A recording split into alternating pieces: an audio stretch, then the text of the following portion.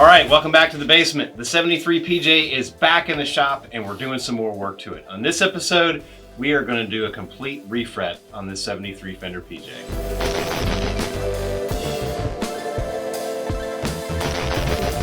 All right, so this I've been putting off for a long time. I've actually been trying to work my way up to doing this just from a skill level standpoint. So I want to give you a close-up on these frets before we get started. All right, so these are the frets. I think these are largely original. I think there's one or two that have actually been replaced over the years. And it's possible this is like a second or third fret job. But I want you to pay special attention to just how flat these things are. There's not much left to them. Like there's nothing left to crown and polish these with. Let's just be real. You see I've got the action really, really high, and that's because there's just buzzing all over the place. So I think the only thing I can do to fix these frets is to yank them and put some new ones in. So having said that, there are a couple of things that I need to look at. I need to look at how I can pull them safely without damaging. I don't know how loose or firmly attached these frets are or are not. But first thing I have to do before I get any work done on this is I got to pull the neck off. So let's do that, starting with the strings.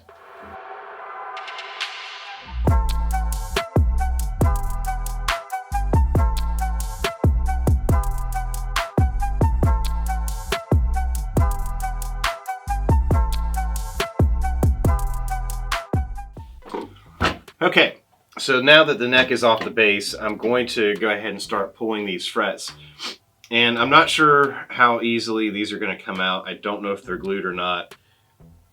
They definitely appear to be loose. So I think these are going to come out pretty easily, but I'm not sure. So I've got a soldering iron here just in case I need to heat them. And I've also got this pair of dikes that I have flush ground to also nip fret ends, but also to hopefully pull these frets. So these are a brand new just pair of dikes that are super sharp that I just took them to the belt grinder and made them 100% flat, so there's no recess on here. And I'm hoping I'll just be able to get underneath an edge. Oh man, these are going to come out super duper easy.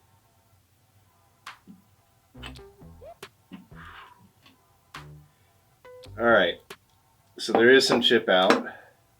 Wow. Wasn't expecting it to come out that easily. Came out super easy, but man, it took a lot of wood with it. And I'm not happy about that at all. Dang.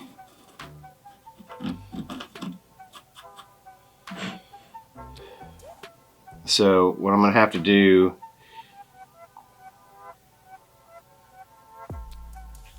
is I'm gonna have to try and save as much of this wood as I possibly can. Like this is a big chunk that looks like I can super glue that back in pretty easy.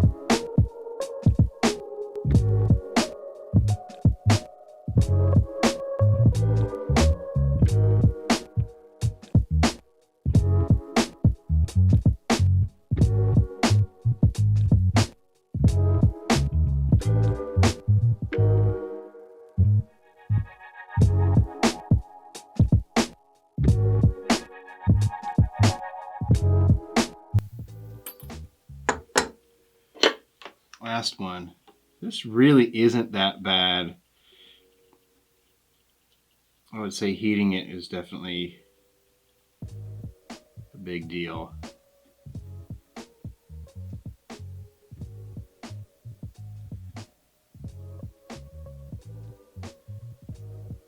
This bass has taught me a lot.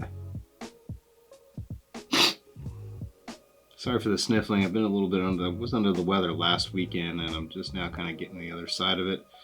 It's not the Rona, which is good, but it is annoying.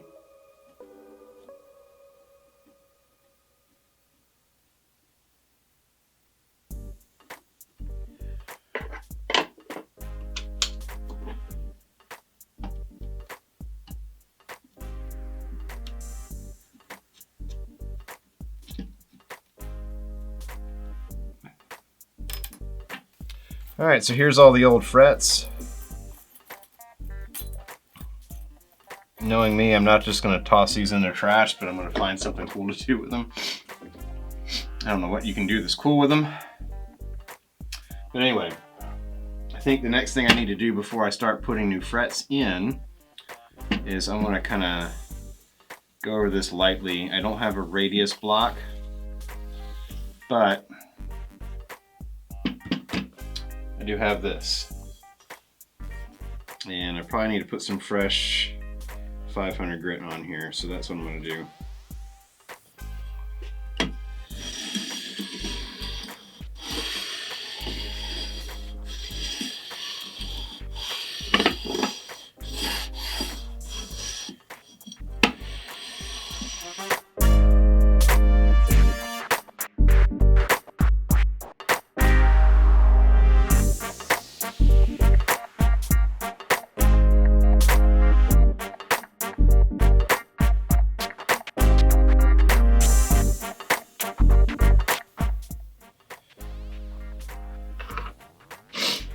This is a very, very thin veneer. Oh no!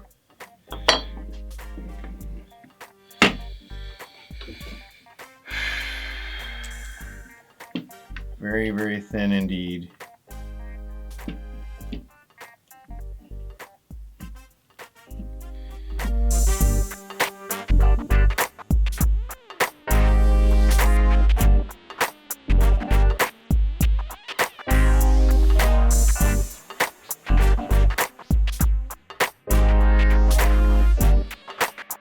Alright, so now I'm going to clean the fret slots with the razor saw. I'm not trying to saw, I'm just trying to clear the frets.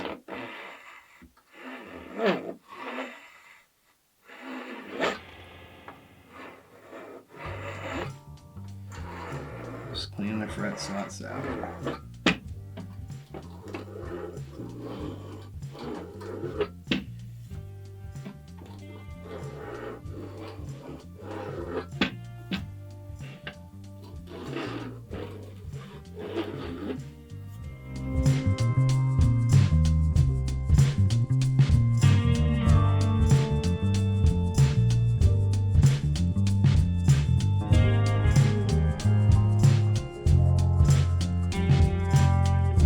Alright, so not that it matters, but I got actual Fender branded frets, fret wire.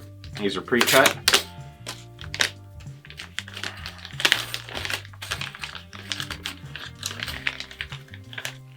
And pre-radiused. Looks slightly more narrow than what was in it.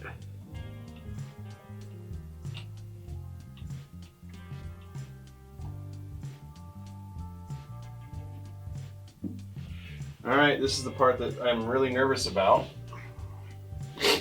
I think I am going to glue these, so I'm going to go see if I can find a syringe. And if I can't, I may have to pause until I do. So I'll be right back.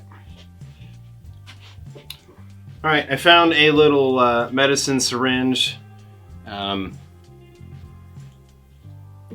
don't have a tip for it, which would be great, but I think this will be fine. So I'm going to use Type Bond 3.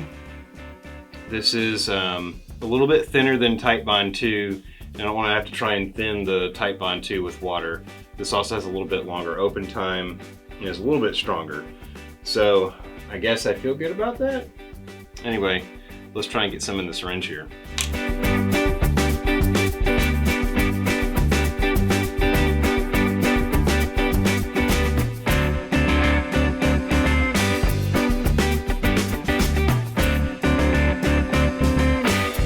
Well, here goes nothing.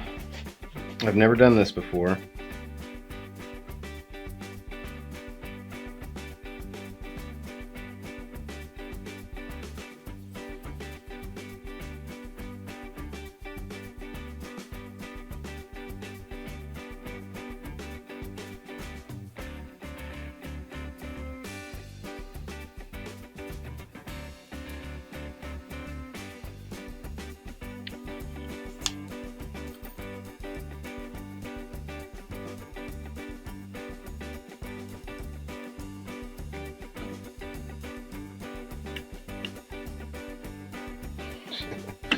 That's awesome.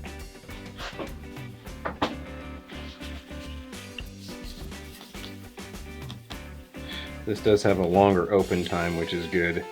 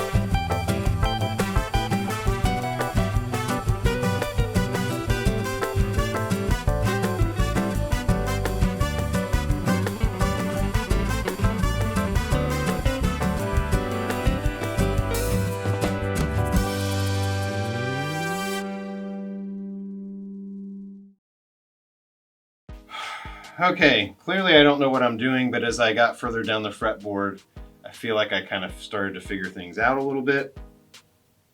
It remains to be seen, however. At the end of the day, I think I'm going to have some loose fret ends that I'm going to have to super glue and clamp in place after this wood glue dries.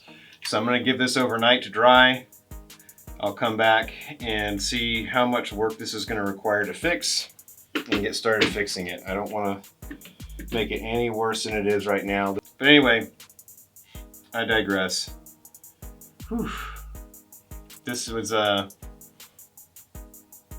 nerve-wracking for sure. All right, so I'm back. It's been about a week since I last recorded on this particular project. So I had a lot of tear out on pulling these frets. And I've since figured out why.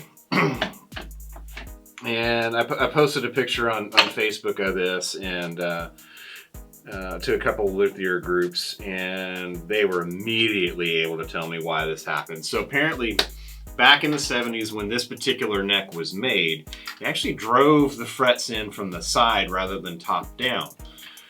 So what that does is it undercuts the top of the fretboard. There's nothing top down as far as the tangs hitting the frets, the fretboards, and the slots. So when you pull it out, when it's driven top down, it's coming up the same way that it went in. When you shoot them in from the sides, and it went from the bass side to the treble side, from what I'm told, basically what that does is there's nothing, no tang marks on the top. The tangs are undercutting the top of the fretboard. So when I pulled them up, even when heated, the heating it did help reduce a little bit of the tear out, but not 100%. So just about every one of these frets has got some tear out issues. So I've got to try and figure out a solve for this. So I've trimmed a couple of frets off here, and that's because what I've been doing is well, the problem is this. Let me get real close in here. So these first 4 frets, I've gotten pretty well set. This next one's kind of good to go, but what you're seeing is particularly around the edges, and I hope you can see this on camera, it's really difficult to see. But on the edges, there's really nothing that these frets are sticking in. So they're proud of the fretboard. The bottom of the fret is not sitting flush, because there's really no wood left for them to sit in. And then you'll also see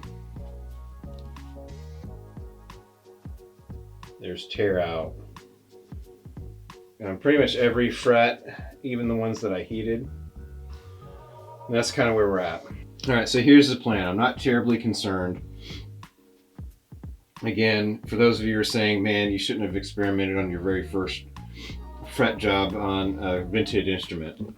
This fretboard had the worst scallop job known to mankind done on it.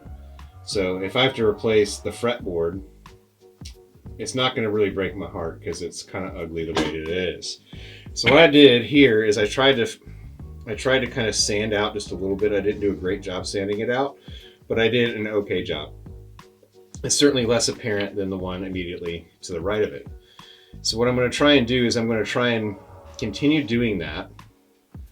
And the reason why I want to do that is first of all, I want to lessen the appearance of these scallops, which, by the way, they're very, very shallow. They're not deep. So all I want to do is I just want to feather in the transitions. I'm not going to be able to fix them, but I can make them be less apparent. And then also, what I can do is capture that sawdust, that sanding dust, like I've been saving a pile of it over here. And I can use that along with super glue to fill in some of this nasty tear outs. So that's the plan, and that's what I'm going to do. So first I'm going to go ahead and try and clean that up as best I can with files and sandpaper, and then I'm going to go ahead and knock these frets down, get them flush. I'm going to use some thin CA glue. I've got some cool little applicator tips that I didn't have before, so I should be able to do it a lot better. And then hopefully, at least by the end of tonight, I'll have this part of the fretwork done and have the ends trimmed. Then I can come back in and start doing the rest of it. At the end of the day, before I started this, it was unplayable because of the fret job. Now, yes, I could have taken it to a luthier or had somebody take a look at it and give me an opinion. Guys, I'm going to tell you this. This was the very first bass I ever played. It's what made me want to get into this instrument. So I don't think anybody is going to have as much care or thoughtfulness into this instrument as I will. If somebody's going to screw it up, I would rather it be me. Okay, there's been so many firsts that's happened on this bass. I think it's only fitting that it helps me learn to build basses. So for those that are mad, again, watch the rest of the build series that came earlier, and you'll see where this bass, what this bass's history is, and you'll know that, trust me, this is the least of the concerns as far as the way this bass came to me in. So at the end of the day, I feel like I'm doing the history of this bass well. Yes, mistakes are being made. There is no doubt. I'm going to continue to probably make some mistakes, but at the end of the day, I'm learning from those, and this particular instrument has been a great teacher to me so far. and it continues even to this day.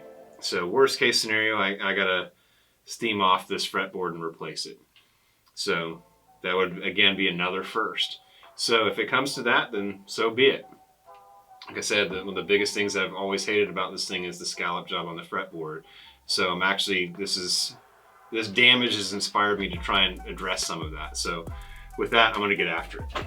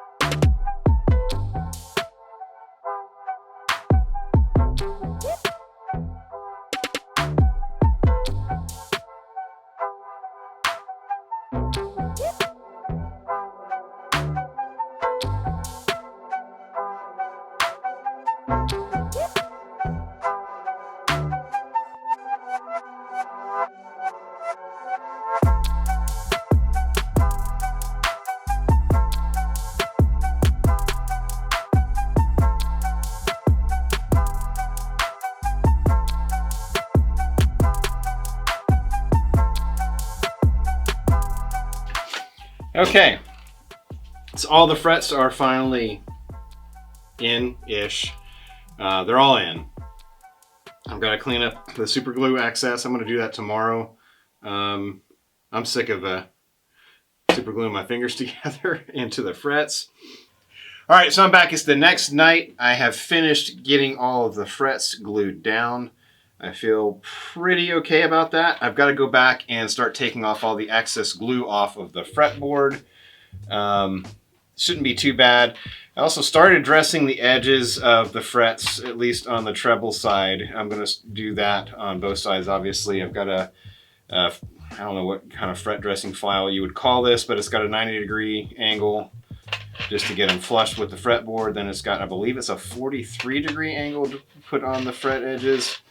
So anyway, I'm not sure if I like this particular version of the tool, but I need it, and so that's what I'm working with right now. So far, so good. It's just taking a little bit longer to grind down those edges than I had originally anticipated. But anyway, on to getting the super glue off of the fretboard.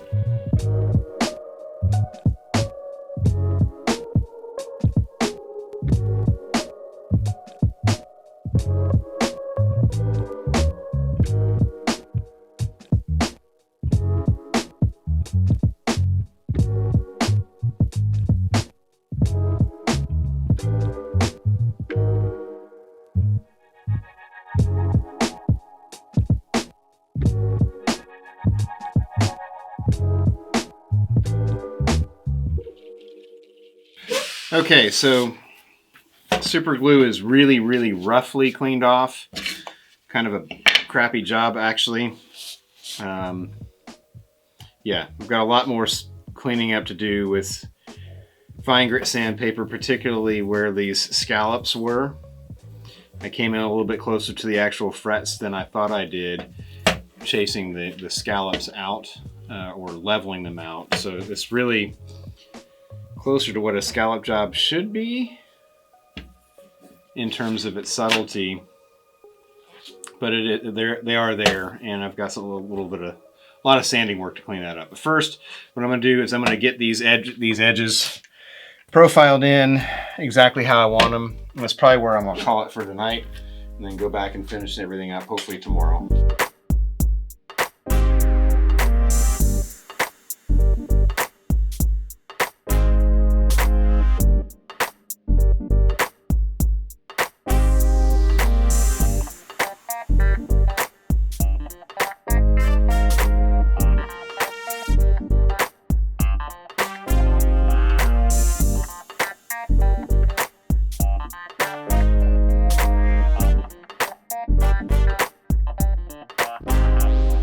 All right, so I'm back. Obviously, it's the next evening. I want to see how far I can get tonight with the leveling, crowning, and polishing. I know I've got some more work to do to clean up the frets. I did do a couple of things off camera, and they seem to work okay, but I'm still going to have to do some more cleanup from the super glue. So if you can avoid the steps that I took with the super glue, I highly recommend it.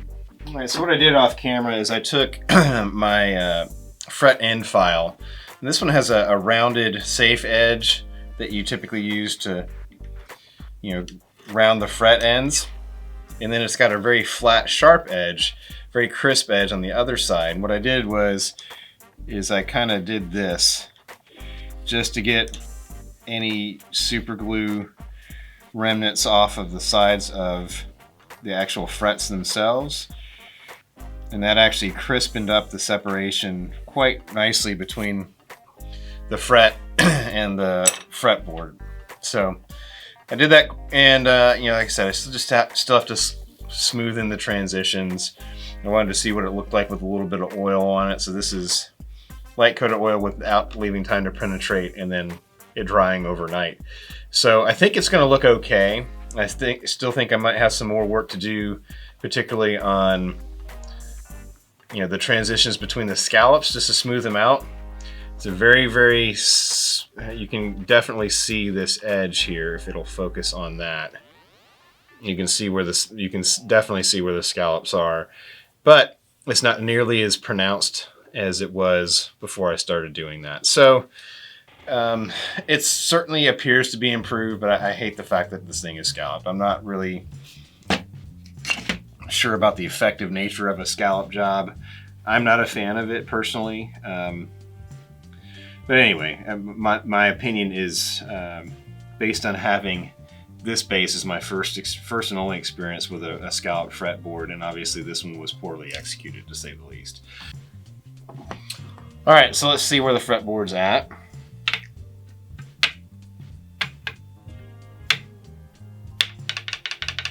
Hack fret there.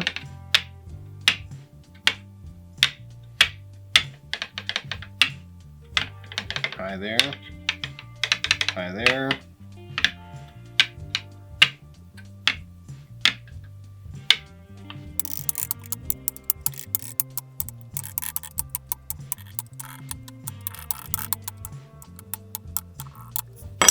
All right, so it's definitely got some issues. So the very first thing I'm going to do before I start on this is I'm going to go ahead and mask off the fretboard now. Normally I'll wait till I'm doing the other parts.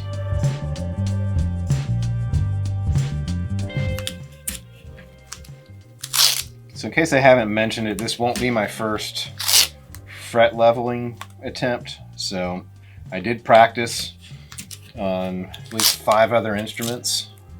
I did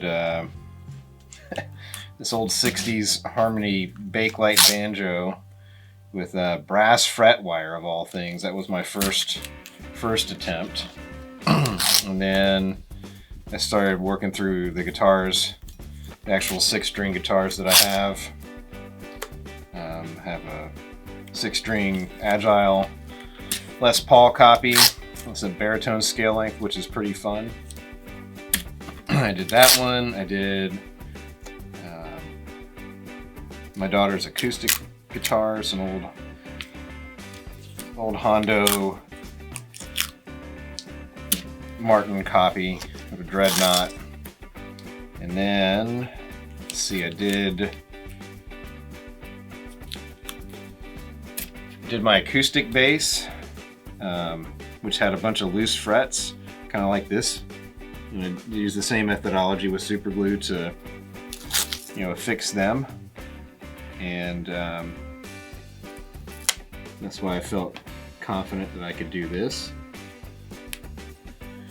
And then, let's see, I did the Ibanez Talman bass. I did that off camera. I wanted to do all those attempts off camera so I could kind of figure out what the heck my process is, or at least what I feel comfortable with, and make some mistakes on guitars that did not have as much significance to me as, say, this does. Man, I've already screwed the pooch on this particular project. I really wish would have just asked about how the frets were installed here. I didn't think I never heard of installing frets from the side. I mean, honestly, I've never heard of that. So apparently it's a thing in certain years of Fender instruments, and this was one of those years. So it's a hard lesson to learn. So hopefully, if you've got an early 70s Fender instrument, not to pull the frets out from the top. Knock them out from the side, treble side, bass side to treble side.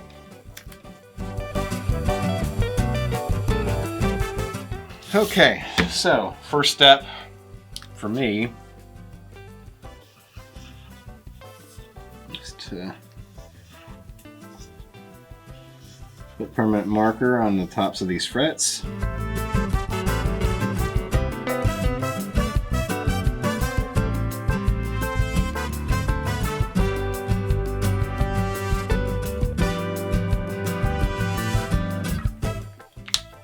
Okay, so I'm going to put some fresh paper on the old leveling beam.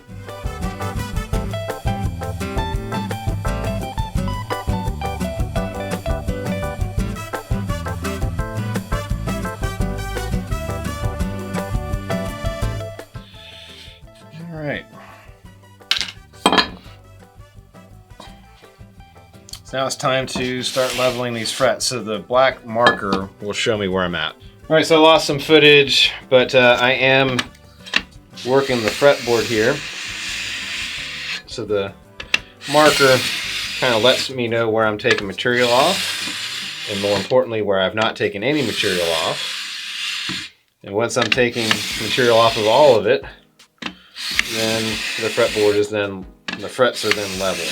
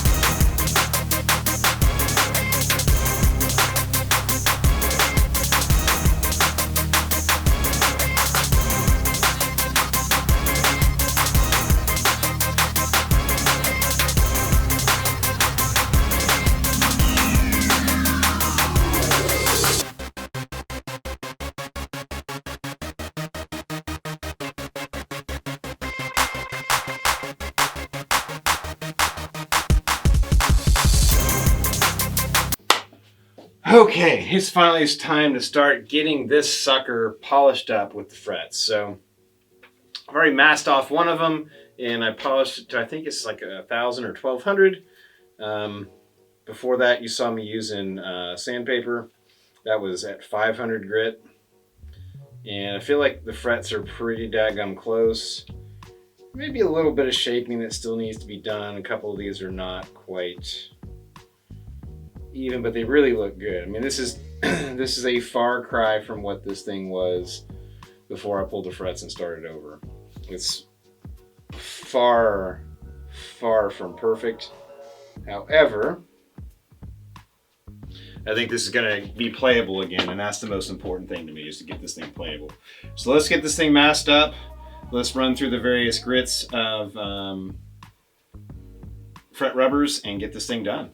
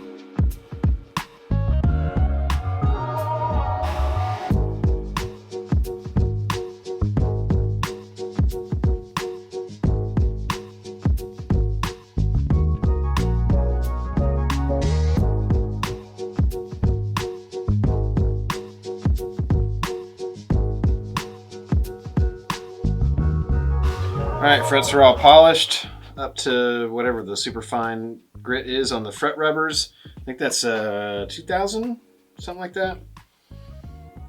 It's not perfect, which is fine, because as soon as I slap strings on this, there was going to be immediately scratched. So now what I'm going to do is I'm going to clean up the adhesive from the masking tape off the fretboard before I oil it up. So I'm just going to use some naphtha for that.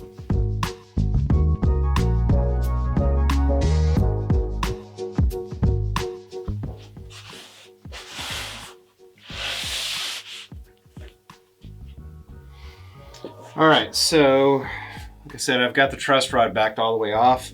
I'll put it roughly back to where it was.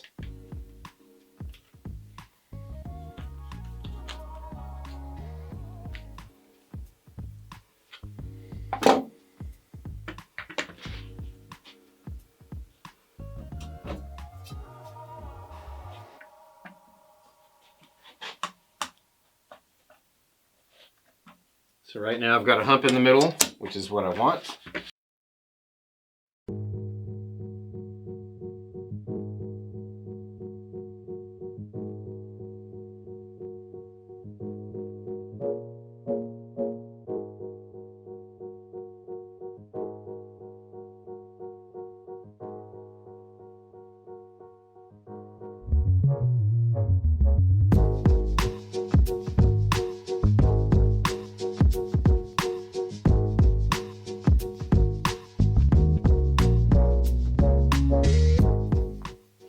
Okay, while this oil is soaking in, I want you to see just how thin what was left of these original frets.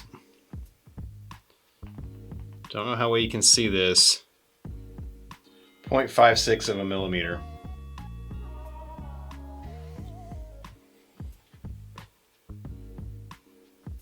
So about a half a millimeter.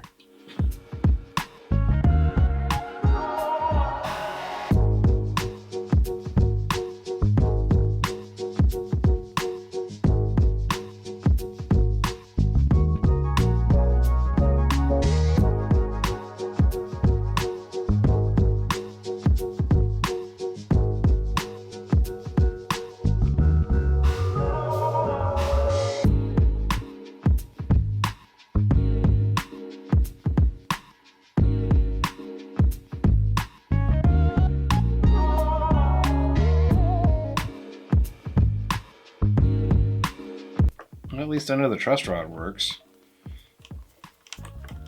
Thing is not seeing a whole lot of adjustment.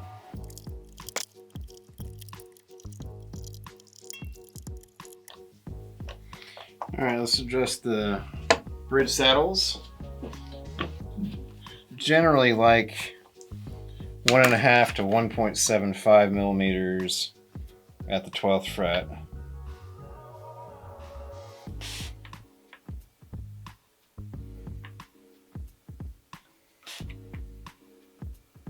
This is mostly at 1.5, so I'm going to do half turn up. I'm going to take it to 1.75 and go lower from there.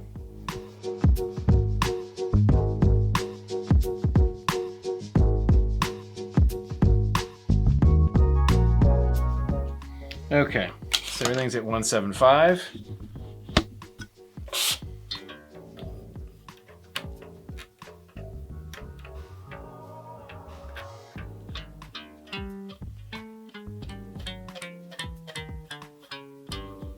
Okay, so she's back together. She's in one piece. I'm happy with how the frets turned out so far. Yeah, it's not the best job. I mean, there's only so much I could do to recover from the fact that I removed the frets wrong for this particular year model. But new frets are in, and most importantly, the buzzing that I was trying to solve for is pretty much taken care of. Now, I will say this, there's probably going to be some more adjustments that are going to need to be made. So I'm going to let this sit probably for about a week before I record any kind of a sound demo. Hopefully that'll give me a chance to, hopefully within this episode, identify whether or not I've got a problem with this pickup or not and solve for that. And if I don't, then, well, that's going to be the end of this episode. And then I'll have to start a new one of troubleshooting the electronics. But anyway, I'm going to give this some time to sit and adjust to being a bass guitar again in one piece, and see how she sounds. So we'll see you then. Okay, it's been about a week to 10 days since I last recorded when I finished up the fretwork, and I gotta say the fretwork feels great. This is probably the most playable this fretboard has been since I've been in contact with this bass, which first time I touched this I was 14 years old, and I'm pretty old now at 42. So this is the best this thing has ever felt to play. That said, now I have a new problem. This actually surfaced before I started to address the fretwork, and that is the electronics. So let me show you what I'm talking about.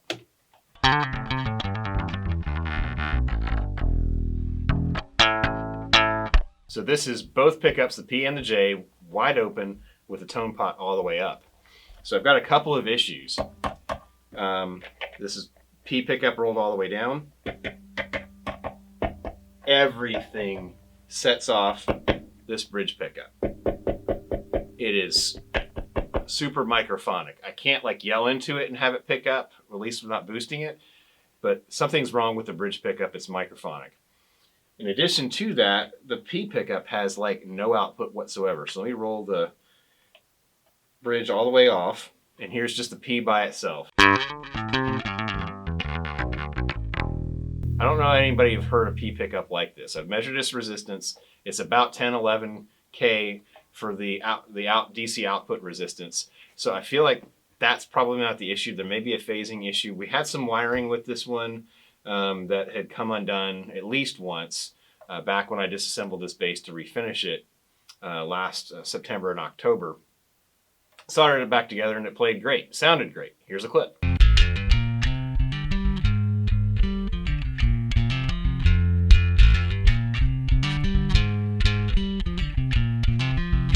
But now it doesn't do that. So I pulled it apart, resoldered it yet again. I believe everything is in phase, still phased correctly. I have the right half in the right direction, as far as I can tell. It's very obvious when you don't do that right. But yeah, I don't know what's causing this. So that's tone all the way up. Here's it all the way down. It's next to nothing as far as output goes. Now, in contrast, here's the bridge. Tone all the way down, bridge pickup. Tone all the way up. So the bridge pickup sounds the way it's supposed to. It's a little microphonic. It's very, very touch sensitive all across the instrument. So I don't think it's the wiring. This was a brand new wiring kit supplied by 920D Customs, 250K pots all the way around. This is their jazz bass setup, so it's volume, tone. It's got a 0.47 microfarad tone capacitor. It's an orange drop style. Pretty basic passive setup. Not very easy. It's not easy to mess it up. It's hard to mess it up. So I don't think that's the problem. However, I'm going to start cheap because I already had a whole wiring plan for this bass before I did that restoration, and 920D reached out to me to send me that jazz kit. But anyway, I'm going to start low buck in the next episode, trying to troubleshoot this, redoing the wiring, swapping out the pickups from the Ibanez bass, see if it's the pickups, and if that's the case, I'm going to order something else to go in here. These are not the original pickups. There was never a bridge pickup in here. I have no idea what the heck this crazy thing is. It doesn't even match as far as the pickup covers go. So getting rid of that. I have no sentimental attachment to that. It sounds okay, but it's, like I said, it's everywhere in this instrument you can hear it producing sound, which is not cool. I did swap out the P pickup in my early 20s. And I had a music store do it, and I don't think I ever got the original 73 pickup back. I think they offered it to me, and I said, no, I'm never going to do anything with it. Just as long as it fixes the static issue, that's all I cared about. So, stupid things you do when you're young.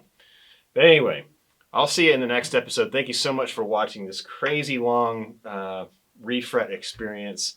At the end of the day, lots of mistakes were made. I know I say that with just about every project, but it's true. Mistakes were certainly made, but I'm happy with how we were able to recover. And I think the end result is still very much a success in my mind. So again, like I said, if I have to replace this fretboard next, so be it. This bass has been such a wonderful teacher to me, not only in learning to play the instrument, or attempting to learn to play the instrument, but also learning to work on bass guitars. So until next time, thank you so much for watching, and we'll see you right down here in the basement.